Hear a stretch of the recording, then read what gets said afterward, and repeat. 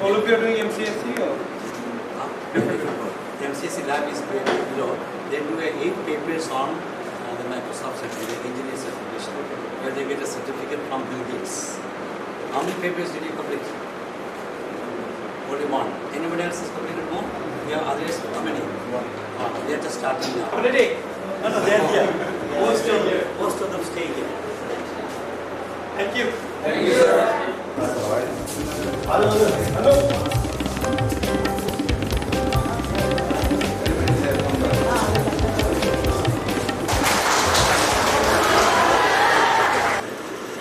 So they already teachers?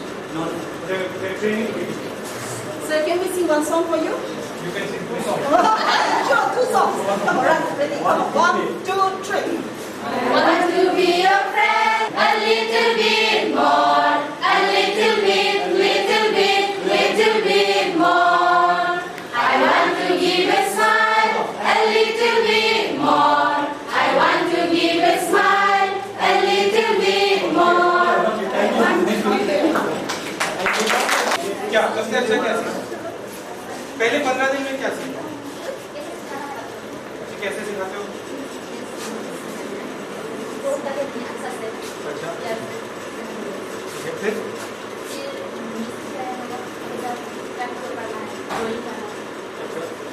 और क्या किया? और क्या? सबसे अच्छा क्या लगा आपको इसको? Course? Rhymes?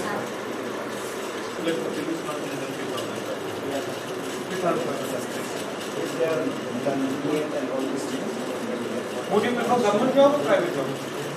Yeah, government job is better because it gives security to us. Private is not a but we have to dedicate ourselves to private Job. Government. In Northeast, everyone prefers the government job. In the whole of India, everyone prefers government. Especially teachers. They used to be, but there are no more government jobs. Absolutely no government jobs. In fact, if you ask someone, do you have a job? They will usually tell you no. And when they say no, they mean they don't have a government job. They may be having a job, like gradually, there are no jobs. तो असम के school में सबसे बड़ी कमी क्या है? सबसे कमी बोले तो sir according to my knowledge, लोग टीचर का बोलो इन्हें ट्रेन टीचर नहीं है. But they are also not so much interested in it. But if somehow they come, maybe for but nowadays it's changing. And government school is better or private school is better? Government is Better. Much better or because just they are better? providing lots of things nowadays. Do they provide midday meal Yes, they are outside. in most schools? And how much better is government school than private school? Much more better. Much better. And if you go to a village in Assam, how many schools are there normally in one village? In normally, if there is one revenue, it is one school. One government school. And how many private schools? Private school actually include 10 or it will be less than each one private school in that area. And Very less. how many students in one private school? Private school is more. Like how many would be in one normal private school? In one class there will be 50 around. 50. Yes. And total like 300, 400? Yeah. If there are classes from 1 to 10. And how much is the fee? How much do the parents pay in private school? Per month is 120, from 100 to 120. If they provide primary. For primary, if they provide computer. If no computer, then? If no computer, then 70. And what about secondary school? Yeah, Fees? 150, 1 plus. And the school is owned by normally by one person or by 2, 3, 4 people? sometimes by committee and sometimes one individual. Which one works better? No, this one, individual one. Individual Because one. he used to provide lots of salaries and all and create things. So it works on this side. It's better. Yes.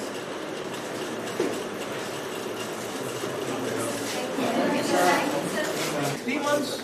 3 months. Because, first of all, the whole issue is तो इससे जब आप एक बार एक खत्म कर दिया फिर आप क्या करोगे? अपना बिजनेस खोलोगे या किसी के लिए कैसे करोगे? आप कहाँ रहते हो? तो अगर वहाँ पे काफ़ी लोग कंप्यूटर इस्तेमाल कर रहे हैं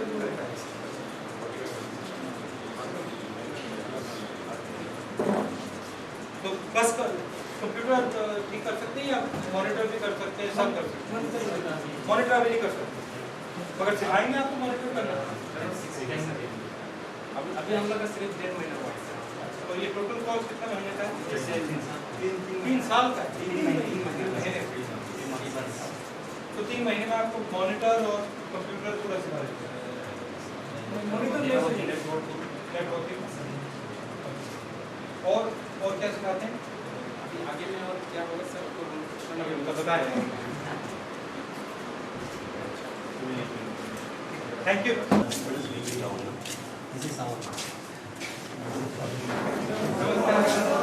ये क्या हो रहा है?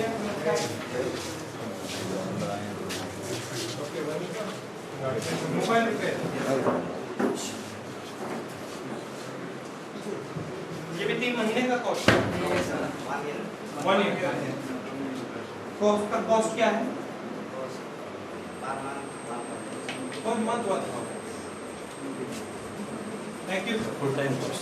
फुल टाइम कोर्स कितने घंटे होता है दिन में? नमस्कार। क्या what is you speak English और हिंदी? यू प्रिफर हिंदी और English? So what are you learning? Web design. Show have you designed something? Show. Much better than us. Yeah.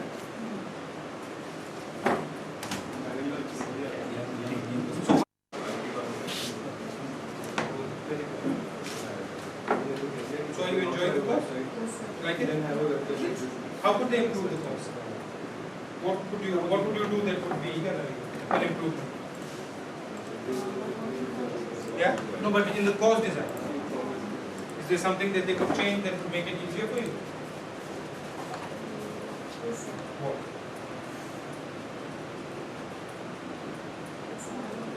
Yeah, difficult? But a lot of work. How many hours a day? That's not much. And then what do you do in the evening? English class. In the same class where the teachers are, right? How long does that take? Does everybody have to do English class in this institute? It's compulsory. That's good. That will make sure.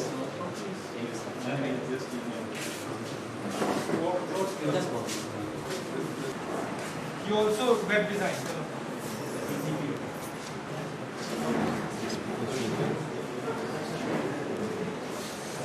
चाहिए 6 months. And after this, what type of job do you do? We are given a opportunity to have an interview. Others go right there. Some people they come to interview us. So who came to interview last time? Because since, some of the past students have what Jobs. Some even some Dubai. They come to Dubai. I mean, just they came to so they are getting a coordinate for them. So are you planning to go to Dubai also? If I am selected. Very good. Nice to meet you.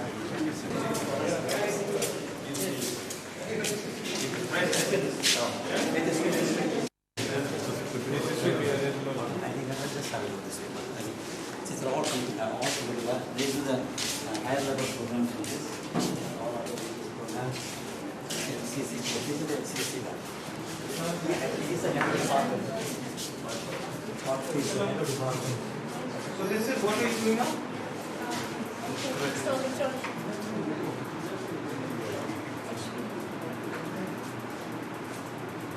You all speak English. Did you learn English here or did you know English before?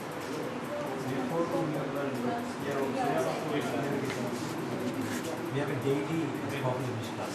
We have also a language lab also. We have a language lab and we have specialized teachers for teaching English. Okay, thank you. Nice meeting you. Institute of Social Sciences. Just join us, we listen. You know, we have good times, we just go down. Okay?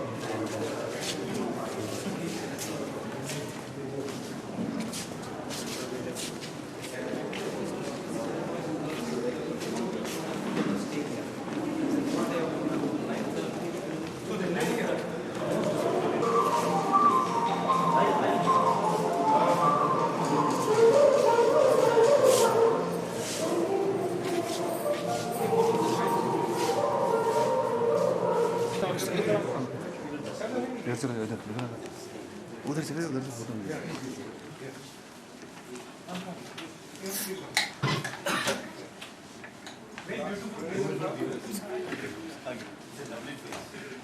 You know, this was a hill. For 8 years ago, this was a notorious place, unwanted. Sebastian, please come. Father is one of our senior professors in theology and all that. I was saying, Especially compared to the European. yeah.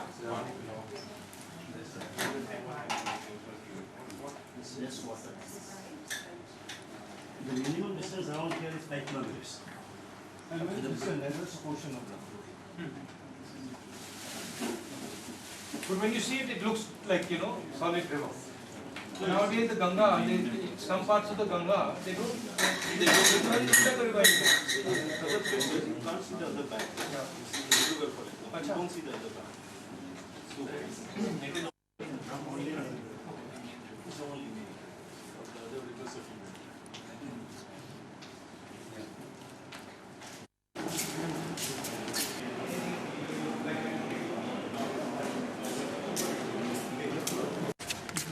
Which we also will.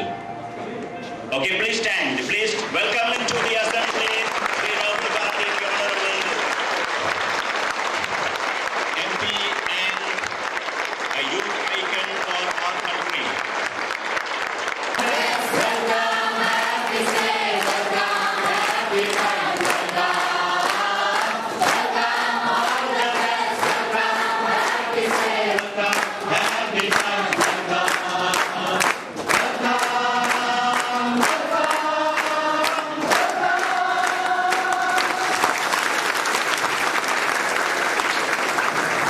Extremely happy and privileged to welcome you to Don Bosco Institute, Guwahati. We thank you for choosing to be with us this morning and to interact with the youth of Northeast India. At this moment, I recall nostalgically your surprise visit to DBI on the night of 13th November 2004, and then you had a peek from the outside, and today you have the view from the inside. I distinctly remember when we requested you to come again, you spontaneously said, if you invite, I will come. And today you have come even without an invitation, because of the love for the young people of Northeast India and for Don Bosco.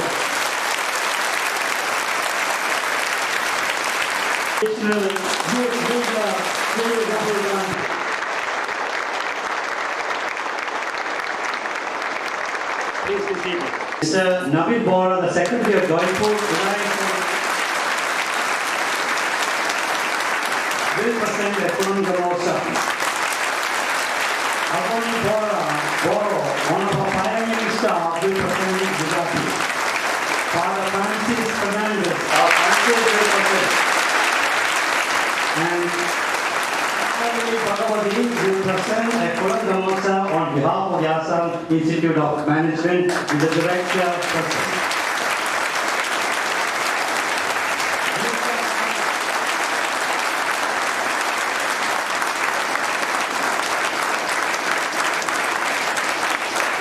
Gita Bhagan, one of our students, will present a bouquet of flowers on behalf of our Bosco Institute. Student Gita will present a file from the Don Bosco Institute. Excellent point, Madam. Leadership and inspiration. Youth are becoming more motivated to enter politics and public life. See the kind of vision and energy that you have brought into our democracy. This was so evident in the recent Lok Sabha elections, where young people across the country led a campaign for participation in elections, for clean and transparent politics and ethical governance, good governance in this country. The Congress government, under the leadership of the party president Srimati Sonia Gandhi and the Prime Minister Dr. Manmohan Singh, have shown their commitment for rural development, greater participation, leadership to women, and a special concern for the poor and the marginalized sections, particularly the youth who constitute half of India's population. Dear Mr. Rahul, we thank you and we are glad that you are here to share the dreams and aspirations of a young leader who, like your beloved father Rahul Gandhi, has ushered in a new energy, new vision and new hope for the people of India, particularly the young people of Northeast India. You will be happy to know that Don Bosco Institute shares your commitment to the cause of the underprivileged and your vision for development of this country. The Don Bosco Society, an international society working in 132 countries of the world, was founded by St. Don Bosco exactly 150 years ago in Turin, the city where your mother spent her youthful years studying in a school run by the Salesian sisters, now represented here by Sister Teresa Quillian. Give her a hand, give her a hand.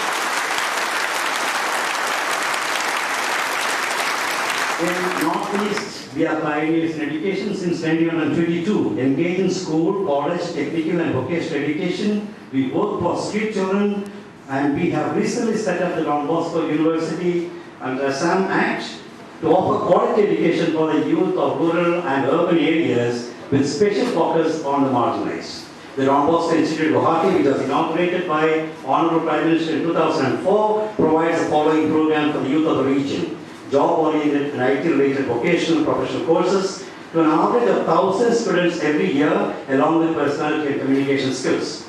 In-service training to about 100.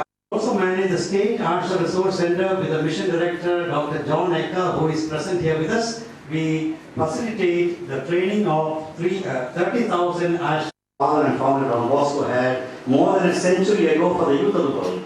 And today we pledge to join you in our common vision to realize the dreams and fulfill the hopes of the young and contribute to nation building. Once again, we welcome you, Ms. Rahul, and thank you for your very gracious visit and lovely presence.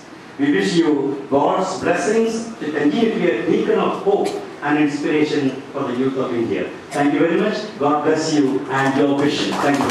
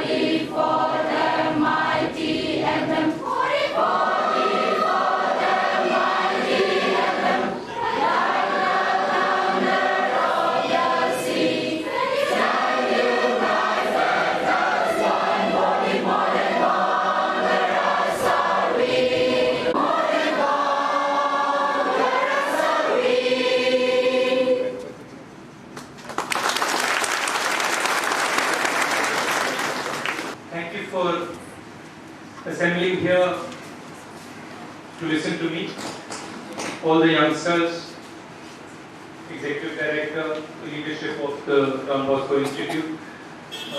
The director said that I had come once before. I was driving by on the road and some of your students had caught me and said come and see our institute, so I had come at night and I didn't get a good view of it. So today I saw your institute and I would like to make a few comments on what I saw. I met some of the teachers who are being trained, and they said they've been trained, they're doing a course for 3 months. And I've been all around India. I see a lot of teachers, I see a lot of new people being trained, and I must tell you that you are as good as anybody else I've seen anywhere in the country.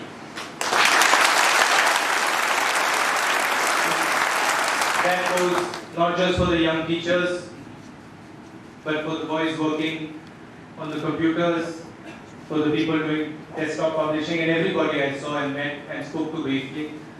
I think you are second to none, not only as an institution, which is important, but more important, as students, you are as capable as anybody in this country. You must be aware of that. I can tell you that because I travel around the whole country, so I see what is there in the north, south, east, west.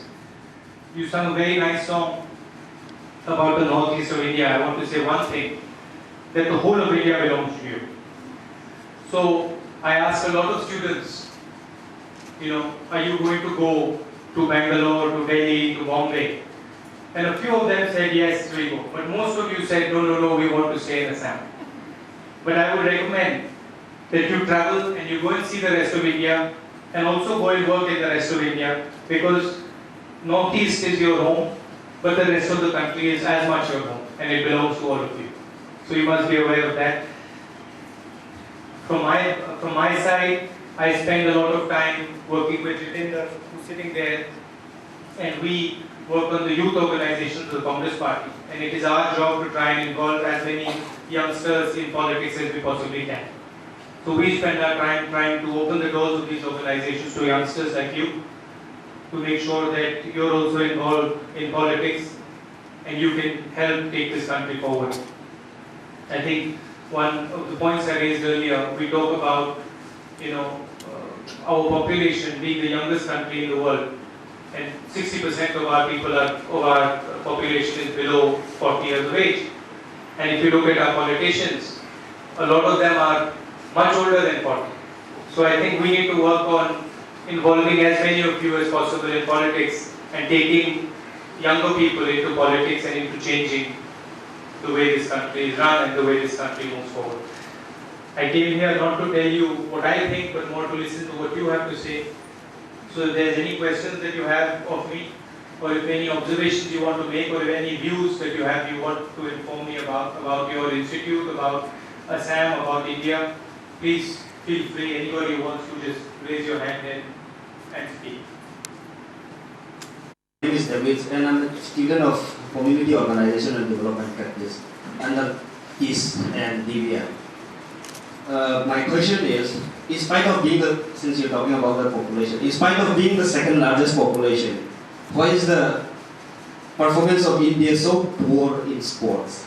And if you feel the youth of the Northeast have some potential, what is the future plan you envisage for us? I think if you look at countries that do well in sports, the countries like, if you look at the Olympics, the top performers in the Olympics, the United States, the Soviet Union, Russia, the ex-Soviet Union, now China, countries like Japan, they all have sports systems which are very open. So anybody who wants to play sports has access to facilities, has access to sports. If you look at our system, our systems are very close. So for example, I visited in Orissa, the best hockey institute in the country. And if you see the way that institute is designed, very few people have access to that. Maybe you have to know somebody, or you have to be friends with somebody, or you have to pay some money to get in there. So the access of sports facilities, access of knowledge to sports is limited to very few people. It's the same in politics. It's the same in most things in India. It's the same in education. Very few people have access to good education. Very few people have access to sports facilities. Very few people have access, even in fact, to schools like this. So you should consider yourself very lucky that you have access to such a nice and effective organization. But so the question is, if you want to improve sports in India, you have to increase access of people. You have to allow and you have to ensure that youngsters from villages, from poor families, they are able to participate in sports. And when the number of people increases who are participating in sports, India will automatically do better. You see, India has the biggest population, second biggest population in the world, but if you ask the question, how many Indians are actually participating in sports, then that number is very small. There are probably many more people participating in sports in even a small country like Spain than there are in India. Because most of our people don't have that opportunity. Now, for example, I went to Arunachal Pradesh, and there are a lot of youngsters I met over there, who are very good at archery. But they don't have access to the right type of bows, the right type of equipment to succeed. So you have to develop a system that allows people to participate in sports. And About Northeast, of course, everybody knows that you have a special affinity and capabilities in sports. So, does that answer your question? Now I have this sort of emotional question for you actually. I have been fortunate enough to travel to different places of India and to interact with many people from diverse cultural backgrounds. And there is a common scenario which I have been exposed to. The thing is that although Assam in the northeast is the land of blue hills and red river, it's a beauty, it's a paradise. But people know northeast just because of Alpha or Ulfa, you call it, whichever way you call it. So, have you really thought about it and how you plan to change this scenario, this misconception that Assam is only for Alpha and terrorism? Because we have Kashmir also, which is known for terrorism, but also we know it for Dal Lake, we know it for chinars and all these things. So, how do you think about improving the state of Assam and Northeast in front of the people of the other places of India? As an Assamese person, you might perceive that Assam is known for Ulfa. But as somebody who's not Assamese, and an Indian person who's not an Assamese person, my view, until you told me that Assam is known in India because of Ulfa, I had never even thought about it. The first time I in my life thought that Assam is known for Ulfa. So, from the rest of India, we know Assam for the people of Assam, for the Brahmaputra river as you mentioned, for the mountains, for the tribal people of Assam, for the tribal dances, for how well you are doing now in the service industry, for all your people who are in the rest of India excelling. So from my perspective, I have never even thought this thought that Assam is known for Ulfa or terrorism. Terrorism is something that Assam is faced with. Terrorism is something that many states in India are faced with. Kashmir is faced with it, Punjab was faced with it, and terrorism is something that can be solved. But I don't think Assam is known for terrorism. And I don't think the rest of India sees Assam for terrorism at all. I think the rest of India sees Assam as a part of India that we should be very proud of. So other parts of India see and hear from you what Assam is about. The thing is that, sir, I've met so many people in Delhi and like you to improve and to your answer. Okay. Thank you very much, sir. You feel that Assam is known for other things other than Ulfa.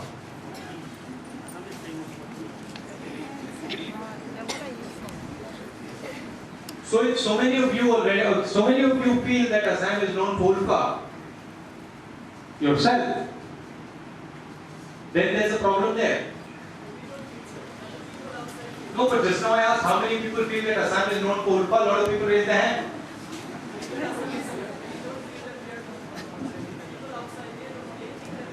No, but just now I see. Okay, let me ask again. How many people in this room feel that Assam is known because of Ulfa?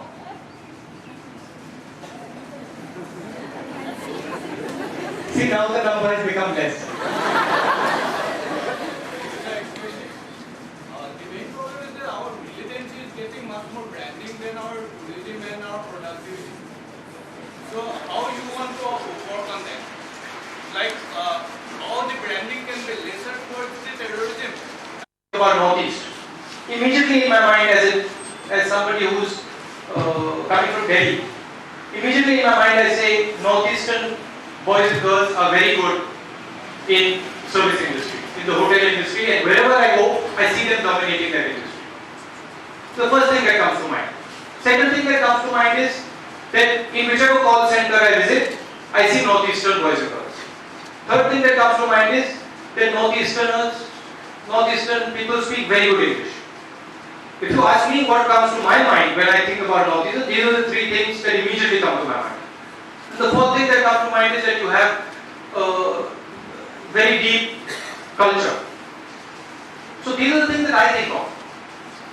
The main thing is that how you are branding the total diversity to the. What is your plan? It's not my plan. You're Assamese. I can, if you tell me, this is my plan, I can tell you, yes, that makes sense, or I agree with that. But you cannot expect others to make plans for you. You have to make plans, you are all studying. You are making plans for yourself. Somebody is becoming a teacher. Somebody is becoming a software engineer. Somebody is becoming a desktop publisher. You make plans for yourself. You don't come to me and say, what is your plan for me? So in the same way, as a state, you should say, you should make the plan. Nobody should come and tell you the plan.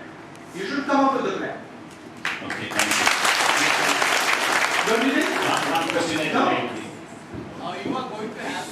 Please. I will help you. You show me the plan you have and I will tell you what I think about it. And whatever help we can give. Just so that you know, the Prime Minister, the Congress President, myself, and a number of leaders very senior leaders in the government and in the Congress party have a soft corner for the Northeast. We feel a lot for the Northeast. Not only for Assam, but for all the states in the Northeast. And we feel that you are very important.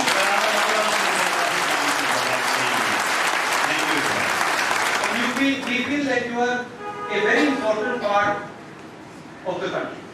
So you have, in my view, people who are very interested in what you have to say and your views and your future. I mean, the Prime Minister is an MP from here. So. Good afternoon, sir. I'm a student of Assam Institute of Management, and I really appreciate the views that you have given on Northeast India. And I just wanted to share a view of mine with you and just ask you some suggestions regarding it. Actually, sir, you see the education system of India is such that if we go to pursue higher education, we need to spend a high amount of money. Even if we take loans from bank, even then we need to pay the interest, which is quite a deal of money. But then, sir, there are people whom I know personally. They deserve good education. They have the capability of acquiring the education itself. But then the problem is that they can't afford that money. So what do you have to say regarding it? Can you please share your views regarding it? I think if we are to really achieve our full potential as a country, we have to give access, as I said earlier, access to sports. We have to, more importantly, give access of education. You have to appreciate that India is a very big country, 1.3 billion people. So 1 out of every 6 people in the world comes from this country. So that is something, whenever you are thinking about India, you have to realize that India is not a small little country of 2-3 million people. Assam on its own is bigger than a lot of countries. Uttar Pradesh on its own is the 7th biggest country in the world. Bihar on its own is the 9th biggest country in the world. So we are a huge country. And we are not going to develop in 5 years. We are going to take time to develop. What we have to do is, as politicians and as people who are working on these type of policies, is we have to develop policies that are accessible to as many people as possible. So for example, we are growing reasonably fast now. The rest of the world is in a recession. The United States is in a recession. India is growing at 7.5%. The most important thing is how do you transfer that growth to poor people? And how do you give opportunity to people in villages, to people in villages in Assam, to people in villages in Uttar Pradesh, in Bihar? And how do you ensure that people do not get, youngsters from poor backgrounds, do not get left behind in this race that India is running? So in order to do that, you have to always be sensitive to the people who are not as fortunate. Tribals, I mentioned in one meeting earlier. Tribals, Dalits, people from minorities, people who are living far away from big cities, people who are living in villages without roads. So you have to bring everybody and move everybody together. What I don't consider good is politicians who view India as belonging to one group or another group. So for example, the BJP says that India is for Hindus. Somebody else says India is for so and so. I think that is why I made the statement earlier here. India belongs to you also. You are not Northeast Indians. You are Indians. And Bangalore belongs to you as much as Guwahati belongs to you. So you must reach out of Northeast India. Right now you like to stay here. You must go out. You must go to Delhi, you must go to Bombay, you must go to Bangalore, you must go to Uttar Pradesh. Because you find that there is a lot of opportunity there as well for you. And that you should have access to. You should be able to go to the best schools in India, the best universities in India. Maybe that subject that you study, the best universities in Maharashtra, you should go there. So that spirit that you want to, that you are Indian and you want to move out of the Northeast and go to other parts of India and come back. Other people can come here, see what Assam is about. Then you will never have that problem that people will say Assam is about Ulfa. So it is about mixing. It is about you understanding that you are Northeast Indians by geography only. By every other rule you are Indians. And you have full access to the best of India, and also you have to carry the worst of India with you. Each one of you. So you cannot say that, I am from Assam and I am going to ignore what is going on in Uttar Pradesh. Or I am from Assam and I am going to ignore what is happening in Maharashtra. It is all your business. Because in the end it is going to affect your lives. So for example, I don't know how many of you know that there is a gentleman in Maharashtra called Mr. Thackeray, Raj Thackeray, who said that, Mr. Thackeray is saying that people from UP should not be allowed into Maharashtra. I am not from UP. But one day they will say people from Assam should not be allowed into Maharashtra. So that is why you have to realize that you own this country. It's yours. And not just Northeast, not Guwahati, the whole thing. And you have to step out. Now you might think, I have just done this little course in Bosco and I am from Guwahati. I feel uncomfortable going to Mumbai. I don't know Mumbai. But there are a lot of people like you, a lot of students like you who go. I know a lot of them who go there and say, okay, let's see what happens. And then suddenly they become very successful. Then you can help Assam as well. Maybe you can help the people of Maharashtra. So I think that is what is going to ensure that this country moves forward. Last question. Sir, violation of human rights is of two ways. Firstly, in the northeastern region where Armed Forces Special Corps Act is introduced, and secondly, harassment and insecurity of the northeastern women outside the northeast. So, I would like to know, sir, what are the plans made by your government to abate this?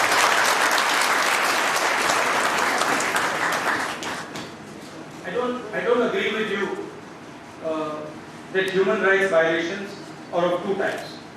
Human rights violation is of one type. Either you violate a person's human rights, whether he is, regardless of where that person is from, or whether he is a male or a female, either you violate a person's human rights, or you don't violate a person's human rights. Now, you are absolutely right that our police forces, and this is not only in Northeast, this is in Uttar Pradesh, this is in Bihar, it's everywhere. Our police forces tend to be insensitive. They tend to be like in Uttar Pradesh. The first thing the police does is gives one lari. Before even asking any question, one lari. So our police forces have to become sensitive. And they have to mix with the people, and they have to act as police people, not as oppressors. This is not something that is limited to the Northeast. It happens in the Northeast, but let me tell you, it happens in Delhi. It happens in Maharashtra, it happens in UP, it happens in Bihar. I mean, just yesterday I came from my constituency. And in my constituency itself, some people protested that there was no electricity. In one street they protested there was no electricity, and the police just went and beat them up. And they thrashed them, put them in hospital, broke their bones. Now, point I'm I'm making is, you're absolutely right. There is an issue of insensitivity of police in the northeast, in Assam. But don't think this insensitivity doesn't exist in Uttar Pradesh.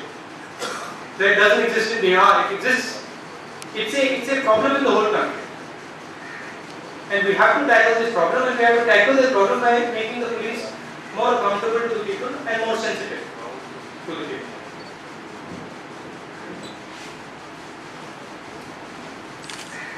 Last question? Yes, since you said the last question. Anybody else? Yes.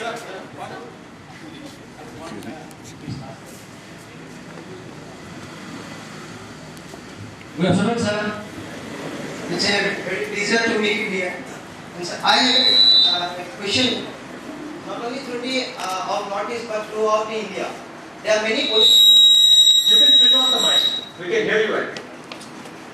There are many policies and framework taken by the central government or either by the state government for the upliftment of the backward people or other classes of the society. But the framework exactly doesn't reach those people, those for whom the framework is or the policy is meant for. So what are the steps for taking for the reaching of the policy to the people for whom the policy is meant for? I'll give you three basic things that the government does and is thinking about. Okay, there are basically three issues. First issue is the ID issue. So the government system does not have an idea on the individual. So if you see the ration card system, you can have multiple ration cards, you can have fake ration cards, anybody can make a ration card. So the ability of the government to identify, what is your name? The ability of the government to identify a vendor, especially in poor villages, is almost zero. The government doesn't know how to do it. They'll say yes, Abhinav has a ration card, but it might not be his. It might be somebody else's. The photo might be somebody else's photo. Right? So the first point is building a system of identification. I don't know how many of you have heard that Mr. Nilekani has been, from Infosys, has been put in charge of a organization that is going to do this in the next 5 to 6 years. So that is the first step. That the government should be able to say, this is Abhinav, this is Rahul, this is so and so. The second part of that problem is you have to design the programs in such a way that they reach people. So if you look at the National Employment Guarantee Scheme and you compare it to earlier programs designed to do the same thing, you will find that the National Employment Guarantee Scheme is much better at delivering the service than older programs because of the way it has been designed. So for example, the National Employment Guarantee Scheme is a law. So when a person asks for a job, he has to be given the job. Earlier scheme, there was not a law. So if the person asks for a job, the government official says, sorry, I don't have a job. Today in National Rural Employment Guarantee Scheme, you can't do that. If the person asks for a job, you have to say, I have to give you a job. So the second aspect of it is how you design the program. And the third aspect of it is public participation. So the people who you are surveying should be able to say that, listen, I've got a problem. Abhinav should be able to say, I didn't get my due, I didn't get what I was promised. And the answer to that question are laws like RTI, Right to Information, where you can go and ask a bureaucrat, listen, please explain to me how much money did you spend in this project. Now there are issues with all three of these. The national identification project is a big project, it's a technically difficult project, it's going to take time. You can always find loopholes in the best programs. And the third is that even a law like RTI has problems, but at least the government is moving in that direction. And I think that's a very powerful thing. I think you also have a role to play as youngsters, as students. I mean, you could, what I was saying earlier, you should be getting involved in politics. You should be saying, listen, if you see something, an injustice being done, you should step out and say, why is this happening? You know, change this. If you feel strongly about something, you should be confident and say, okay, I'm going to change it. So what? Let's see what happens. You know? So you have to be positive and you have to realize that this country is depending on you. You know, when you say, oh, I can't do that, or this is so difficult, you have to realize that this country depends on you people. In the future, it's going to depend on all of you. How many of you have been abroad? 2. How many of you have been to outside Assam? How many of you have been to Bangalore? Yeah. So next time I come back, everybody should raise their hand and say, I've been to Bangalore, I've been to outside Assam. Because that's how you learn. You don't learn so much by sitting in an institute. You learn by talking to your friends. You learn by going to a new place and seeing what is going on. You learn by understanding how different people react to different things. Maybe you learn if you go to Uttar Pradesh and see an institute like this and see what the students are talking about over there. That's how you learn. So traveling is very important. Okay? All the best to all of you, and thank you very much for coming here. Have a nice day.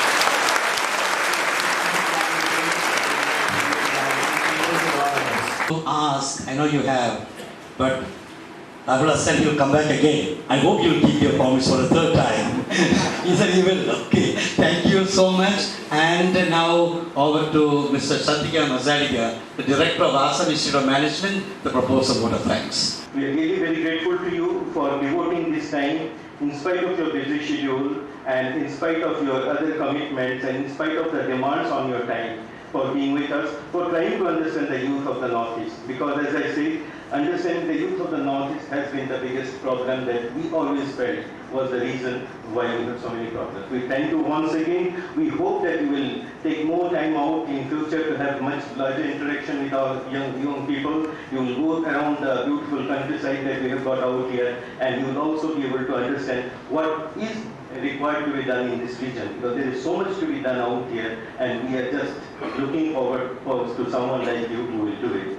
I also would like to express my gratitude to Father Thomas for organizing this, and to the authorities of Don Bosco for giving chances to the students of the Assam Institute of Management to have this interaction. I am sure this is also for many of them an opportunity of a lifetime, and I am really grateful to the Don Bosco authorities and Father Thomas, to you. I am also grateful to the various agencies which are involved in it, in organizing this in such a short period of time. But I once again would like to assure you, Mr. Gandhi, that the youth of the North especially are determined. As you will find, they are very unique in their own characteristics. They have a very strong pride in their heritage, they have very strong pride in their culture, they have a strong pride in the attitudes that they have developed. And we feel that we have the potential to make this country big, we have the potential to make this country strong, we have the potential to make this country a developed country in the world. And we always will look forward to you for your guidance, for your wise words, which will, I'm sure, help us to move forward. Thank you once again. Honored with your presence today. He came back, Mr. Rahul came back from Amethi late night, got up early morning, I guess 4 o'clock, I believe, to catch the 5:30 flight. He's skipping the lunch just for your sake. Remember that. He's not having a lunch break today, no rest, because from here he goes to another program and returns back to Delhi. Once again, a thunderous applause to Mr. Rahul. And on behalf of Don Bosco Institute, I would like to make a small presentation as a token of our love and appreciation on your visit to Don Bosco Institute today. Thank you very much.